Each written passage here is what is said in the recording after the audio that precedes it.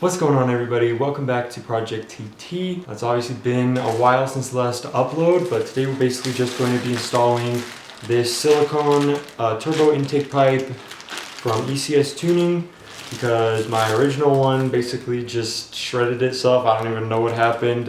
We just got done doing the clutch on it, so I don't know if it happened during that. Maybe when we were dropping the transmission, it just somehow got caught on something and just split, or I do seem to remember when I was driving it here to do the clutch, it started to make that kind of dental drill sound, which like usually it makes when one of your intercooler pipes blows off or something, which I did also have happen, but it was only when I got really close to home, so the turbo shouldn't have been exposed for that long. So yeah, we're just going to be installing this. We got the new clamps as well, so let's bring the car in.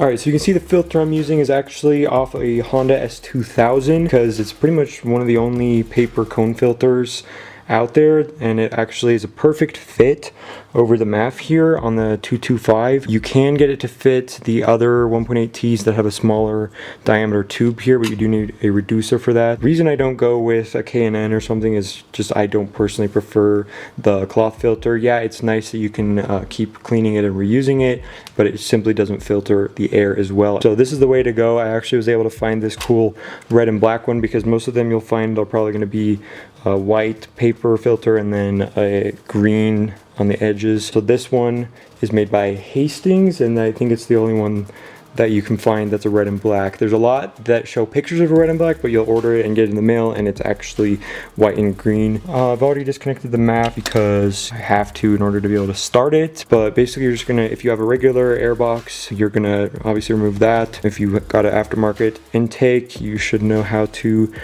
deal with that, but for me I just have to cut the zip tie here.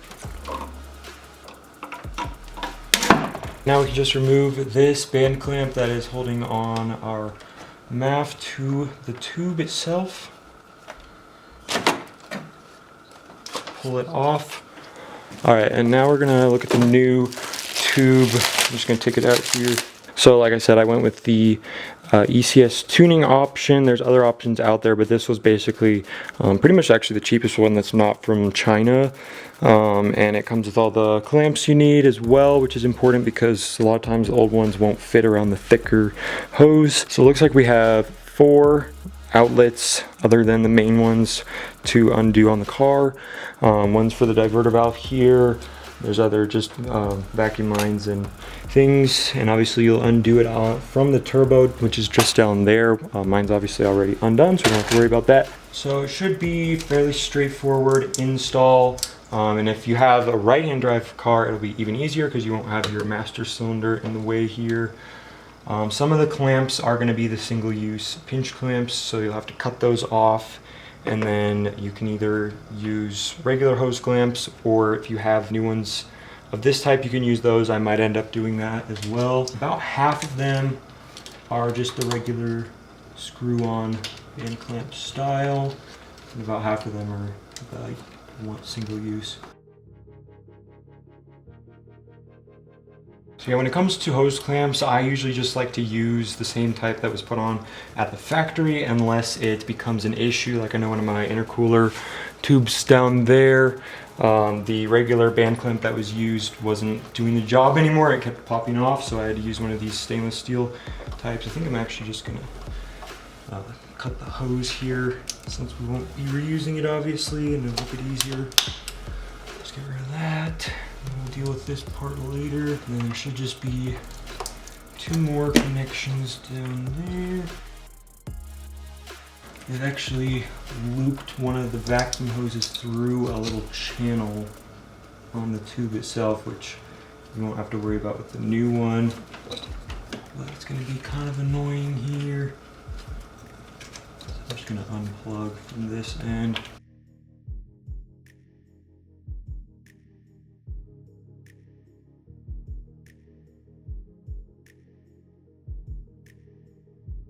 Alright, so we've got the tube basically out at this point. You can kind of see this channel. There's two of them where that vacuum hose slides through.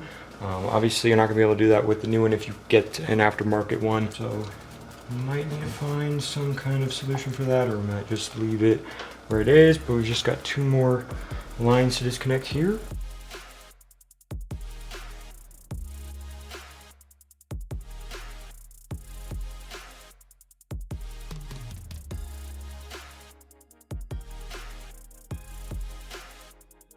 Alright, so you can see our old hose right here. You can see where it basically split, right where it clamps onto the turbo.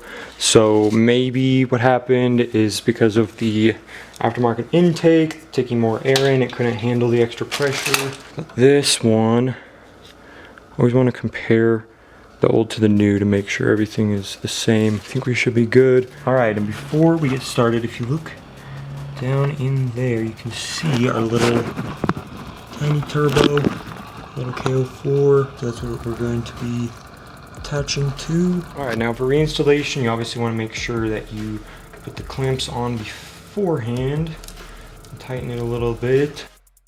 So the hardest part of this is probably going to be getting it around that turbo.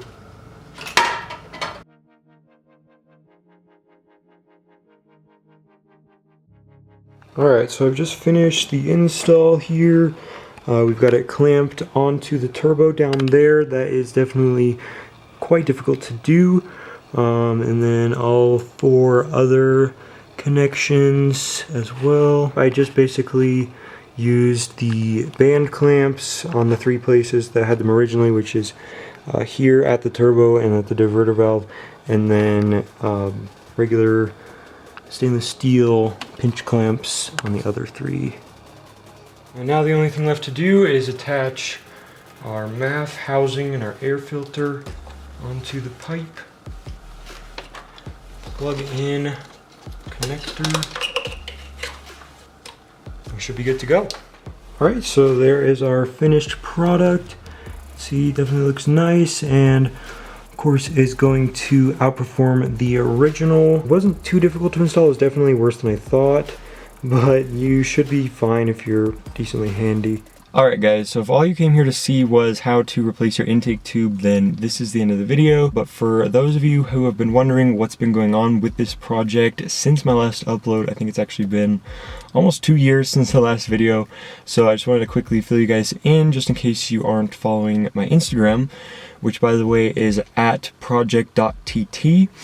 So you can get more updates there. I'm more active on there. But I did decide to kind of just revive this channel. I'm not really expecting it to take off. It's more just for kind of my own personal record keeping than anything. But hopefully it might help you guys somewhat, or maybe it's interesting to some people.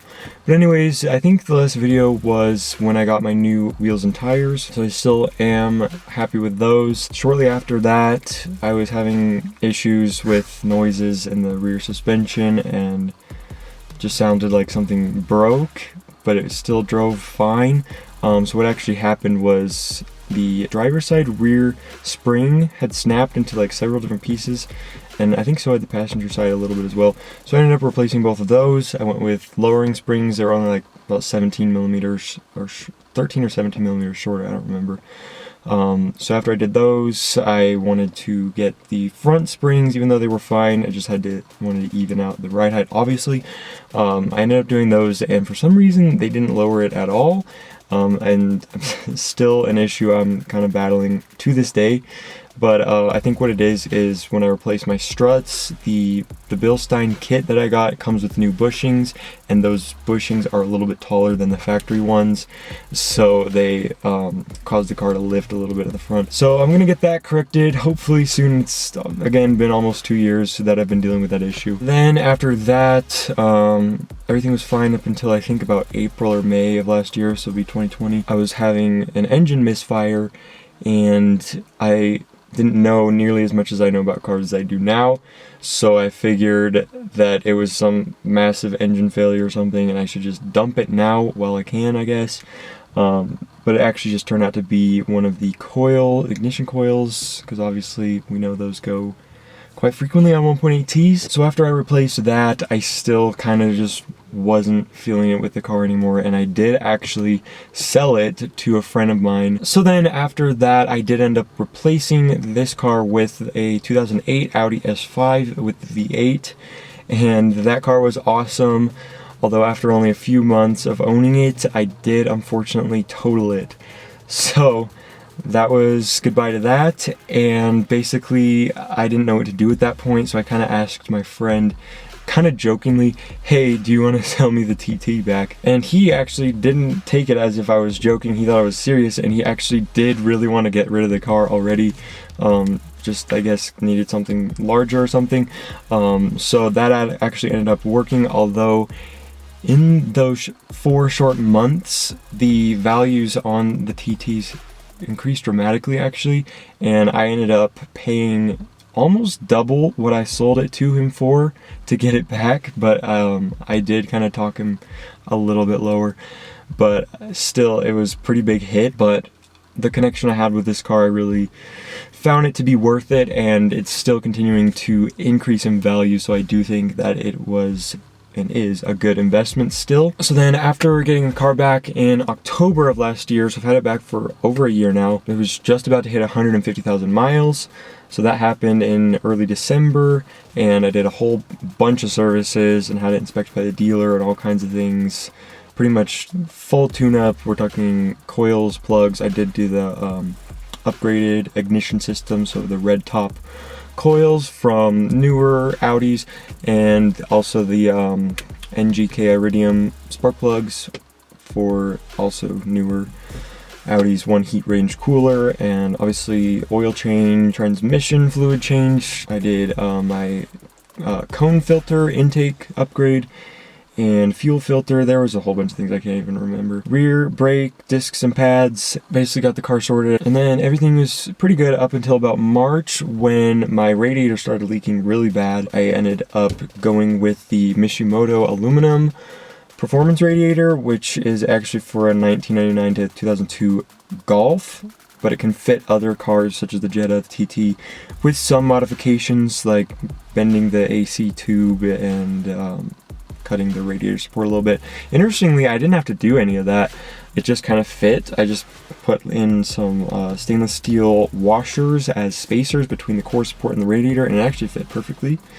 So I was pretty happy with that. No more leaks, although I did pressure test the old radiator and could not find a single leak. Oh, I don't know what happened with that, but all I do know is that only thing I replaced was the radiator, and that solved the issue. That was all good. And then most recently, I just got done doing the clutch, like I said. So that involved the clutch and flywheel, slave cylinder, pretty much everything, the whole 9 yards, rear main seal, input shaft seal, everything involved with that. And then during that job, one of the CV axles on the passenger side just fell apart for some reason when disconnecting it from the transmission. So had to replace that. And I had to kind of get a cheap one from an auto parts store, which I really did not want to do, but it was kind of a thing where I had to get it out of the garage that day. So I was like, whatever, we'll just do what I have to do, see how long this lasts. And to nobody's surprise, it only lasted a week before it started clicking really bad, like it was not even 100 miles. So now I'm still in the process of getting that fixed. There were also other things that happened during that job. Like I said, the intake pipe, obviously this video, I ended up replacing the steering rack bushing with the PowerFlex version while the subframe was dropped. I replaced both steering rack boots because they were both torn, and also driver's side inner and outer tie rod end. And then also discovered that one of the upper radiator hoses was completely split open, dumping coolant everywhere. So I replaced that also with Mishimoto. But yeah, after all this, the car should be finally back on the road. It's actually been in storage for over 2 months at this point. So I'm pretty excited to be driving it again and to be possibly uploading more videos. But again, I will still be more active on Instagram. You can follow me there if you're interested in the project. I might also consider turning this into kind of a combined channel for all of my project cars, because I actually have 3 right now. We'll see what happens. But anyway guys, if you made it this far, thank you so much for watching. Subscribe if you want, like if you want, and I will see you guys hopefully next time.